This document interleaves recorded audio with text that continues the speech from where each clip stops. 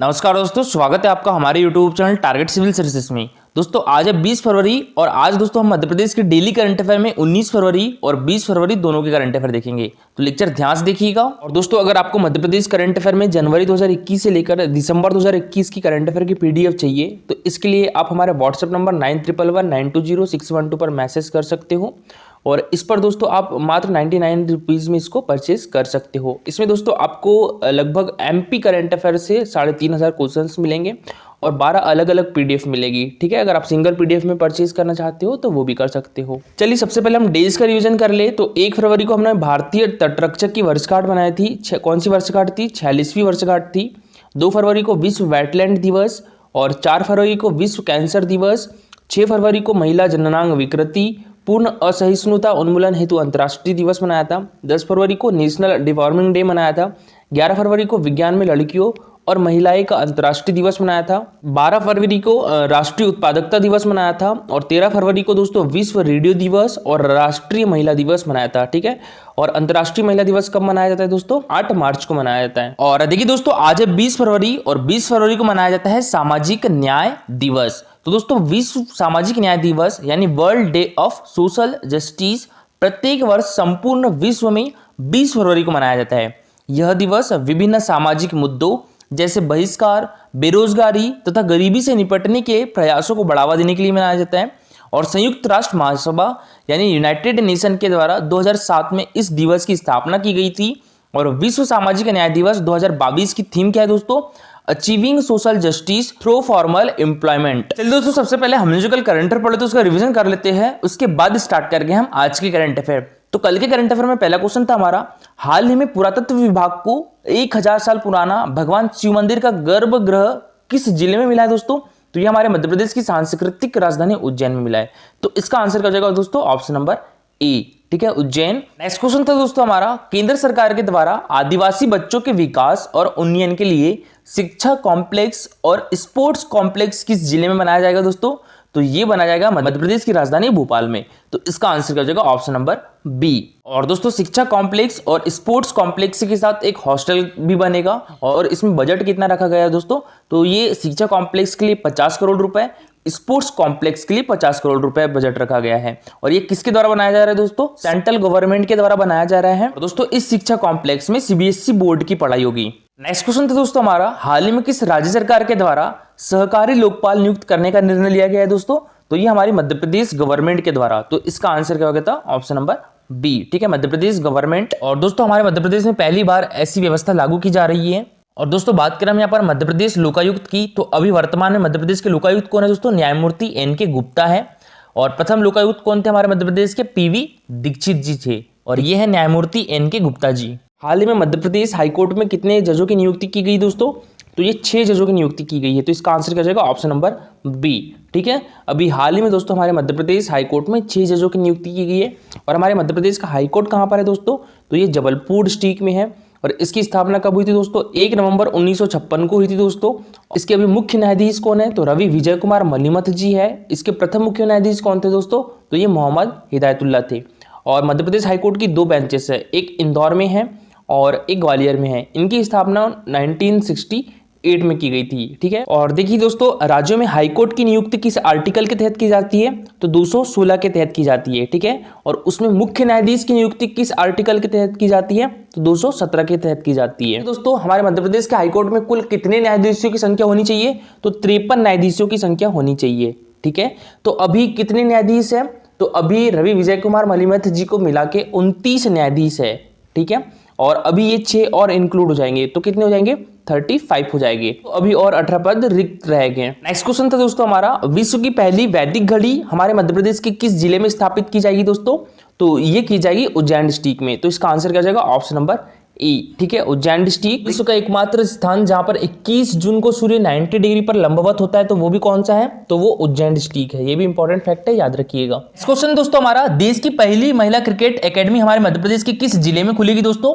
तो ये शिवपुरी डिस्ट्रिक्ट में खुलेगी। तो इसका आंसर क्या हो जाएगा? Option number A. और दोस्तों हमारे मध्य प्रदेश की पुरुष क्रिकेट एकेडमी का मुख्यालय भी कहां पर है? तो ये शिवपुरी डिस्ट्रिक्ट में ही है। ठीक है, देखिए ये पहले कहां पर था? ग्वालियर डिस्ट्रिक्ट में था, अब उसको शिवपुरी डिस्ट्रिक्ट में कर दिया गया है। मध्य प्रदेश में कुछ प्रमुख एकेडमियों की बात करें जो इंपॉर्टेंट है, एथलेटिक एकेडमी, तैराकी academy, shooting academy, martial art academy, पुरुष हॉकी एकेडमी, घुड़सवारी एकेडमी और राष्ट्रीय सैलिंग स्कूल एकेडमी। ये कहां पर है दोस्तों? ये हमारे मध्य प्रदेश की राजधानी भोपाल में है। ठीक है, तो याद रखिएगा, रट लीजिएगा, ये क्वेश्चंस पूछे जाते हैं। एथलेटिक्स एकेडमी, तैराकी water academy, shooting academy, martial art academy, पुरुष हॉकी एकेडमी, घुड़सवारी एकेडमी और राष्ट्रीय सैलिंग स्कूल एकेडमी कहां पर है? ये भोपाल में है। ठीक है, उज्जैन में कौन कौन सी एकेडमी है? जिम्नास्टिक एकेडमी है और मलखंभ एकेडमी है। ठीक है, तो मलखंभ हमारे मध्य प्रदेश का राजकीय खेल भी है। इसको राजकीय खेल कब घोषित किया गया था? 2013 में घोषित किया गया था। ठीक है, और मलखंभ के क्षेत्र में एक अवार्ड भी दिया जाता है, उसका नाम क्या है? प्रभात जोशी अवार्ड। इंदौर में कौन सी एकेडमी है दोस्तों? टेबल टेनिस एकेडमी है। और ग्वालियर में कौन कौन सी एकेडमी है दोस्तों? बैडमिंटन एकेडमी है, महिला हॉकी एकेडमी है और राज्य क्रिकेट एकेडमी। ये दोस्तों कहां पर कर दी गई है? शिवपुरी में है। ठीक है, तो ये याद रखिएगा, राज्य क्रिकेट एकेडमी कहां पर है? ये शिवपुरी डिस्ट्रिक्ट में है। जबलपुर में कौन कौन सी एकेडमी है दोस्तों? भारत दोलन एकेडमी है, तीरंदाजी एकेडमी, ये एमपीपीएससी 2020 में पूछा गया था क्वेश्चन। साइकिल एकेडमी भी कहां पर है? तो ये जबलपुर डिस्ट्रिक्ट में है। चलिए दोस्तों, अब स्टार्ट करते हैं आज के करंट अफेयर। तो आज के करंट अफेयर में पहला क्वेश्चन है हमारा पीपीपी। इसकी फुल फॉर्म क्या होती है दोस्तों? प्राइवेट पब्लिक पार्टनरशिप मोड पर मध्य प्रदेश की पहली टाइगर सफारी कहां बनाई जा रही है दोस्तों?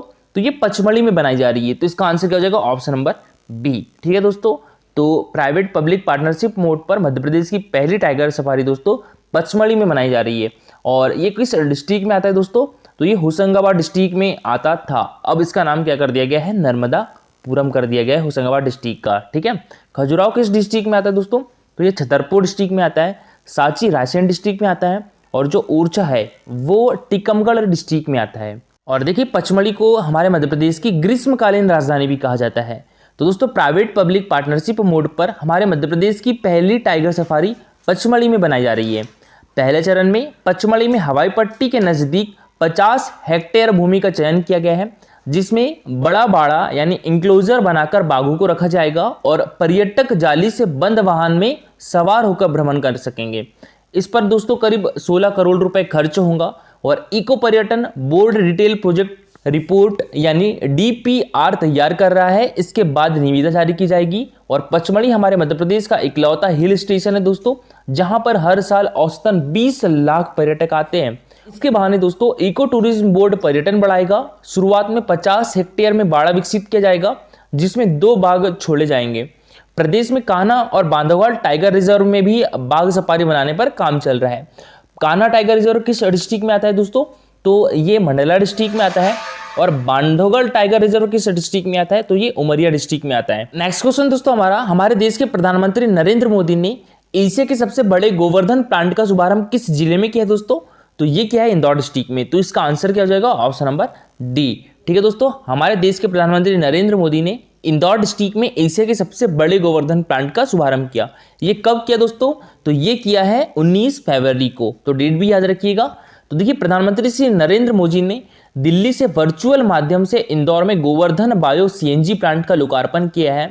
प्रधानमंत्री श्री मोदी ने कहा है कि आने वाले 2 वर्षों में देश के 75 बड़े नगरीय निकायों में इस प्रकार के गोवर्धन बायो सीएनजी प्लांट बनाने पर काम किया जा रहा है।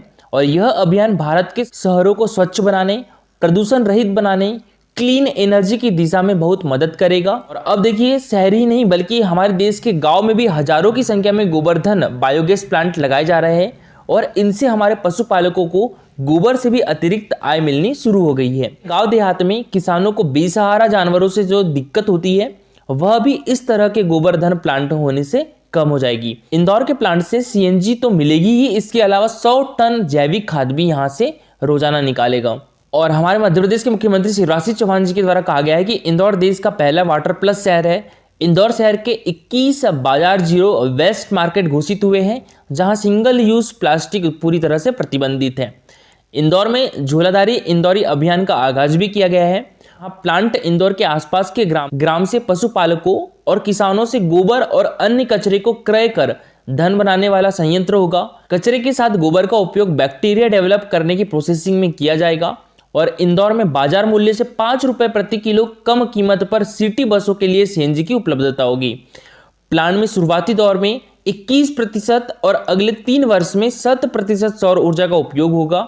और इस प्लांट से आगामी 20 वर्ष तक इंदौर नगर निगम को प्रति वर्ष 2,52,00,000 प्रीमियम मिलता रहेगा। नेक्स्ट क्वेश्चन दोस्तों हमारा, मध्य प्रदेश लोक स्वास्थ्य यांत्रिकी विभाग ने जल जीवन मिशन में ग्रामीण क्षेत्र की जल प्रदाय योजनाओं के लिए ISA की नियुक्ति हेतु कितने करोड़ रुपए की स्वीकृति प्रदान की है दोस्तों? तो ये की है 45 करोड़ रुपए की। तो इसका आंसर क्या हो जाएगा? ऑप्शन नंबर बी, ठीक है, 45 करोड़ रुपए। तो देखिए 18 फरवरी 2022 को मध्य प्रदेश लोक स्वास्थ्य यांत्रिकी विभाग ने जल जीवन मिशन में मध्य प्रदेश के ग्रामीण क्षेत्र की जल प्रदाय योजनाओं के लिए ISA की नियुक्ति हेतु लगभग 45 करोड़ रुपए की स्वीकृति प्रदान की है। और जल जीवन मिशन की गाइडलाइन के अनुसार कार्यान्वयन सहायता एजेंसी का चयन किया जाता है और यह एजेंसी जल प्रदाय योजना क्षेत्र में पेयजल और सामुदायिक प्रबंधन, जल गुणवत्ता, वर्षा जल संचयन पुनर्भरण, जल संसाधन प्रबंधन, क्षमता निर्माण और जागरूकता सृजन, लोक स्वास्थ्य इंजीनियरिंग एवं जल के लिए अपनी सेवाएं देगी और मध्य प्रदेश की संपूर्ण ग्रामीण आबादी को नल कनेक्शन के माध्यम से जल उपलब्ध करवाने के लिए राष्ट्रीय जल जीवन मिशन में जल प्रदाय योजनाओं के कार्य किए जा रहे हैं। जल जीवन मिशन में हमारे मध्य प्रदेश के 13 जिलों में भिंड, मुरैना, श्योपुर, सागर, दमोह, पटना, छतरपुर, टीकमगढ़, ग्वालियर, दतिया, गुना, अशोकनगर और शिवपुरी के 10,261 ग्रामों की जल प्रदाय योजनाओं के लिए ISA की नियुक्ति की गई है और इन्हीं जिलों की सेवाओं पर यह राशि व्यय की जा सकेगी। और दोस्तों हमारे मध्य प्रदेश में हर घर जल का लक्ष्य कब तक पूर्ण कर लिया जाएगा? तो देखिए मध्य प्रदेश राज्य का जो लक्ष्य है दोस्तों 2023 तक है, ठीक है। और वैसे दोस्तों केंद्रीय गवर्नमेंट का जो लक्ष्य है वो कब तक रखा गया है? तो ये 2024 तक रखा गया है। नेक्स्ट क्वेश्चन दोस्तों हमारा, हाल ही में भोपाल स्थित ग्लोबल स्किल पार्क का नाम संत शिरोमणि रविदास जी महाराज की घोषणा किसने की है दोस्तों? तो ये किया हमारे मध्य प्रदेश के मुख्यमंत्री शिवराज सिंह चौहान जी ने। तो इसका आंसर क्या जाएगा दोस्तों? ऑप्शन नंबर बी, ठीक है, शिवराज सिंह चौहान। नरोत्तम मिश्रा हमारे मध्य प्रदेश के गृह मंत्री है। यशोधरा राजे हमारे मंत्री है और इनके पास तकनीकी शिक्षा विभाग भी है। नरेंद्र मोदी हमारे देश के प्रधानमंत्री हैं। दोस्तों संत रविदास जयंती के अवसर पर मुख्यमंत्री शिवराज सिंह चौहान ने भोपाल में बनने वाले ग्लोबल स्किल पार्क का नाम संत शिरोमणि रविदास जी महाराज के नाम पर रखने की घोषणा की है। इस अवसर पर उन्होंने कई कार्यक्रमों और योजनाओं की घोषणा की। भोपाल में स्थापित होने वाले ग्लोबल स्किल पार्क में युवा विभिन्न विधाओं में प्रशिक्षण प्राप्त कर आत्मनिर्भर हो सकेंगे। मुख्यमंत्री शिवराज सिंह चौहान ने युवाओं को रोजगार देने के लिए संत रविदास स्वरोजगार योजना, डॉक्टर भीमराव अंबेडकर आर्थिक कल्याण योजना और मुख्यमंत्री अनुसूचित जाति विशेष परियोजना तथा वित्त पोषण योजना आरंभ करने की घोषणा की है, ठीक है। मध्य प्रदेश के प्रत्येक जिले के अनुसूचित जाति बहुल क्षेत्रों में संत रविदास सामुदायिक भवनों का निर्माण किया जाएगा। सार्वजनिक कार्यक्रम भी दोस्तों व्यवस्थित हो सकेंगे और मध्य प्रदेश की प्रत्येक ग्राम पंचायत, जनपद पंचायत और जिला मुख्यालय पर संत रविदास जयंती का कार्यक्रम आयोजित किया गया है। दोस्तों बात करें हम यहाँ पर संत रविदास जी की, इनका नाम रैदास भी था। तो इनका जन्म काशी में बाघ पूर्णिमा को हुआ था, इसलिए प्रतिवर्ष बाघ महीने की पूर्णिमा तिथि पर संत रविदास जी की जयंती मनाई जाती है। पिता का नाम दोस्तों रघु तथा माता का नाम गुरवीनिया था, जबकि पत्नी का नाम लोना बताया जाता है। इनके माता पिता एक चर्मकार थे और आजीविका के लिए अपने पैतृक कार्य करने को अपनाने के बावजूद ये हमेशा भगवान की भक्ति में लीन रहे। कबीर के बाद रविदास संत रामानंद के शिष्यों में अत्यधिक प्रसिद्ध हुए हैं और इनके पद सिखों के पवित्र ग्रंथ गुरु ग्रंथ साहिब में संग्रहित है। देखिए दोस्तों मध्य प्रदेश में अनुसूचित जाति वर्ग के युवाओं को रोजगार के लिए विशेष पहल की गई है। संत रविदास स्वरोजगार योजना में अनुसूचित जाति वर्ग के युवाओं को मैन्युफैक्चरिंग इकाई की स्थापना के लिए 1 लाख से 50 लाख रुपए तक की ऋण सहायता प्रदान की जाएगी और परियोजना के लिए 5% की दर से ब्याज अनुदान दिया जाएगा। इसी प्रकार सर्विस सेक्टर और रिटेल ट्रेड के लिए भी योजना में 1 लाख से 25 लाख तक के ऋण की व्यवस्था होगी और योजना का संचालन मध्य प्रदेश राज्य सहकारी अनुसूचित जाति वित्त एवं विकास निगम के माध्यम से किया जाएगा।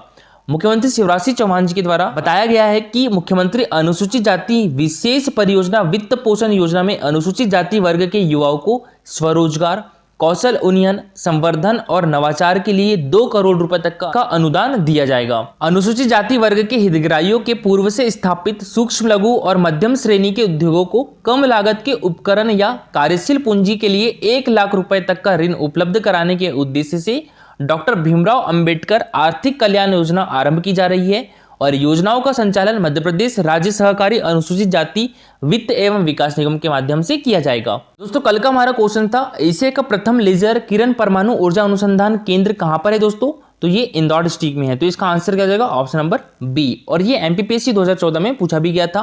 और दोस्तों आज के लिए आपका क्वेश्चन है, हमारे मध्य प्रदेश की पहली महिला राज्यपाल कौन थी? श्रीमती विजयलक्ष्मी पंडित, सरोजनी नायडू, सरला ग्रेवाल या राजकुमारी अमृता कौर? इसका आंसर पूरा डिटेल में दीजिएगा दोस्तों। और देखिए ये है हमारा Telegram channel target civil services. इस पर डेली 20 क्वेश्चन का क्विज होता है, जिसमें 15 क्वेश्चन जो रहते हैं मध्य प्रदेश जीके से रहते हैं, जो कि प्रीवियस ईयर एग्जाम में पूछे जा चुके हैं और एग्जाम पर्सपेक्टिव से भी इंपॉर्टेंट होते हैं। 5 क्वेश्चन दोस्तों मध्य प्रदेश करंट अफेयर से रिलेटेड होते हैं। इस टाइप से इसका रिजल्ट निकलता है। और जो कल क्विज हुआ था हमारा 142वां, इसमें जो फर्स्ट रैंक आई है वो आशीष पाटीदार की आई है, सेकंड रैंक सलमान की आई है और जो थर्ड रैंक है वो देवकी की आई है। तो दोस्तों आप भी इस क्विज में पार्टिसिपेट कर सकते हो। टेलीग्राम चैनल की लिंक आपको हमारे वीडियो के डिस्क्रिप्शन बॉक्स में मिल जाएगी। दोस्तों आज के लिए इतना ही। Thank you for watching this video.